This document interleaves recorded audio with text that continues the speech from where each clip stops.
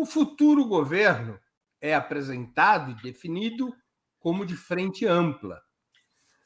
Mas grupos, lideranças e analistas ligados, em geral, às forças liberais que apoiaram Lula contra Bolsonaro, reclamam de hegemonismo do PT, de que, na verdade, não haveria frente ampla coisíssima alguma, porque o PT, mais uma vez, estaria tomando conta de todo o espetáculo. Vocês acham procedente essa crítica? Com a palavra, José Genuíno. Não considero procedente. Em primeiro lugar, o Lula está certo ao colocar o núcleo político do governo no Palácio Planalto com os quadros do PT, com quem ele tem convivência, confiança e fez a campanha. É importante essa frente ampla entender que sem o PT, sem a história do PT, a identidade do PT, sem essa luta da militância dos filiados, nós não teríamos criado essa espinha dorsal em torno da qual eles apoiaram o Lula para derrotar o Bolsonaro. Portanto, isso não pode ser descaracterizado nem diluído. Eu acho que as indicações estão claras no sentido do núcleo político. Esse núcleo político é claramente definido como os quadros do PT. Ele colocou no Ministério uma representação da sociedade, eu acho até que podia ser maior, quadros importantes, como na área da saúde, na área dos direitos humanos, na área da igualdade racial, na área cultural, na área do trabalho, são coisas importantes, são representações importantes. Eu acho até que tinha que avançar mais, entendeu? A representação dos partidos que formaram o núcleo inicial da sua campanha, como o PT, PCdoB, o PSB, eu acho que é positivo. Essa crítica é uma crítica de uma direita liberal que apoiou Lula com a ideia de disputar o prestígio do Lula para uma política de apaziguamento, para uma política de conciliação, para uma política da tutela do mercado. Eu acho que o Lula vai enfrentar algumas tutelas. A tutela militar está clara e certamente não vamos falar disso. A tutela do mercado está expressa nos editoriais da Folha de São Paulo, Estadão e por aí afora. E a tutela, no meu modo de entender, do imperialismo, que na hora que a gente for discutir a questão da integração sul-americana, Unasul, CELAC, e a questão, por exemplo, da auto-organização e da cooperação entre nós, países da América do Sul, e dissuasão para fora, vai ter problema com os Estados Unidos. Portanto, eu acho que vai ser um governo de pressão, de enfrentamento. Nós não podemos imaginar que será um governo de conciliação, não será um governo, vai ser um governo que vai enfrentar a crise. A crise social é grave. Os movimentos sociais vão existir para fazer cobrança. O próprio Lula disse, cobrem, me alertem. Não é só apoiar batendo a mão nas costas. Portanto, é nesse quadro de crise que nós vamos ter que governar de uma maneira nova, além do Congresso. Por isso, Breno, que eu tenho divergência em relação a tirar alguns quadros do parlamento. Eu acho que podia colocar petista, mas sem tirar esses quadros, porque o parlamento é uma área vulnerável, na medida em que só a minoria, mas também é necessário a gente se reestruturar com a sociedade civil organizada. Eu acho que se a gente não mudar a qualidade da relação com a sociedade civil, nós vamos ter muita dificuldade de ter uma governabilidade transformadora e não sacramentar o status quo. Muito bem. Com a palavra, Igor Felipe. Eu acho que é necessário, acho que como um ponto de partida, tentar compreender o caráter da frente ampla que, de fato, se formou em torno da candidatura do Lula. Então, se a gente for analisar o ano de 2018, quando o Bolsonaro foi eleito presidente da República, ali existia uma frente ampla contra o PT, contra a esquerda, que tinha setores de centro, que estavam neutralizados, setores de direita, que embarcaram com o Bolsonaro, e que foram hegemonizados pela extrema-direita. No processo do governo Bolsonaro, foram se agudizando contradições políticas, econômicas e sociais.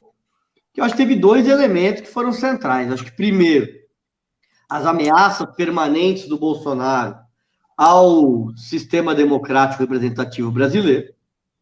E, segundo, a gestão do Bolsonaro na pandemia.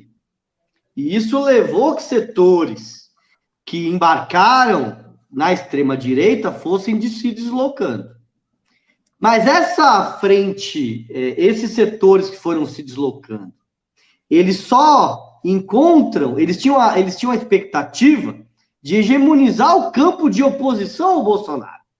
Então, de impor uma disputa entre a extrema-direita e a direita neoliberal.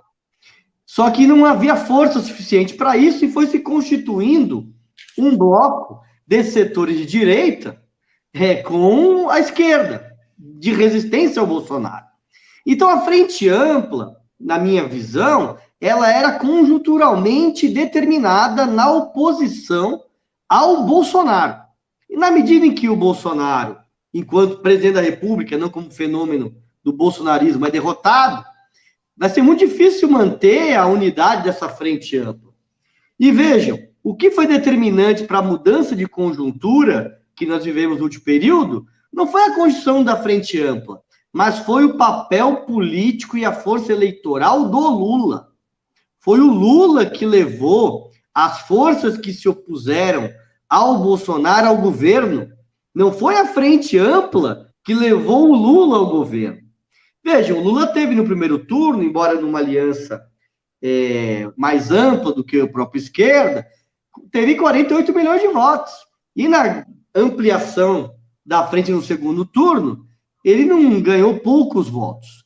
Então, eu acredito que, em primeiro lugar, que essa demanda e essas cobranças, elas são muito exageradas. Acho que é preciso colocar as coisas nos seus lugares. E segundo, que eu acho que mais do que uma frente política e partidária, o que a frente ampla foi uma frente da sociedade. E eu acho que o Lula tem apresentado nos seus primeiros nomes uma representação ampla da sociedade que vai além do sistema partidário, que está numa crise profunda, mas que representa setores e segmentos que resistiram nesses últimos anos. Muito bem, com a palavra, Joana Salem. Eu concordo demais com o Genuíno e com o Igor. Primeiro, na negativa à pergunta, né? Não é adequada essa crítica, é uma crítica de setores que não têm um volume de votos massivos que são representativos o suficiente para reivindicar o lugar de centro político do governo, né?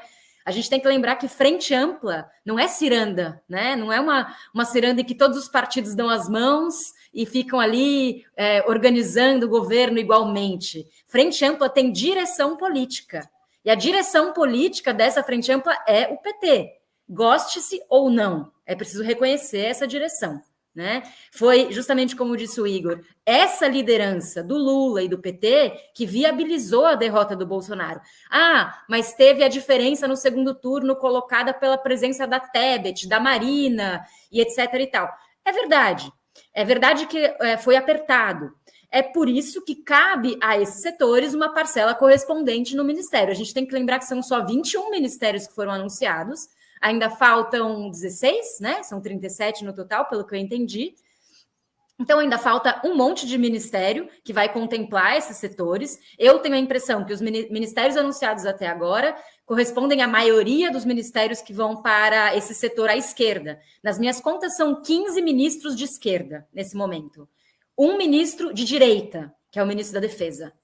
2 ministros de centro. Estou colocando no centro o Márcio França e o Alckmin.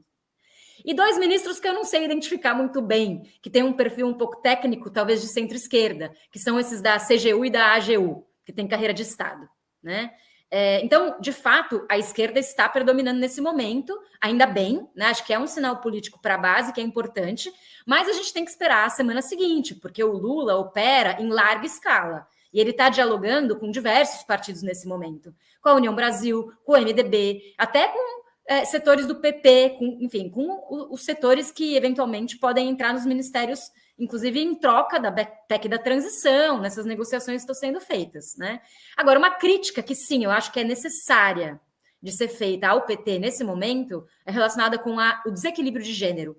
Porque dava para ter conduzido a direção política do PT com mais mulheres. Se a gente for fazer o pente fino, todos os ministros orgânicos os maiores quadros do PT são homens, com exceção, se não me engano, da ministra da Educação, a Cida Gonçalves, né? Que eu acho que ela é do PT. Ministra da questão das mulheres. Das mulheres. É verdade, sim, Cida, ministra das mulheres. Claro, é o Camilo Santana da Educação, né? Me confundi, eu estava com a Isolda na cabeça, o Camilo Santana. Sim, é ministra das mulheres, né? Porque a Nízia tem perfil técnico, é da Fiocruz. A Aniele é representatividade social, como disse o Igor, né? Tem esse simbolismo da irmã da Marielle, etc. A Luciana, de Ciência e Tecnologia, é PCdoB, e as outras mulheres não são do PT. Então, assim, poderia ter sido muito mais forte a representatividade das mulheres do núcleo político do governo. Acho que isso é um problema que vai ter que ser resolvido.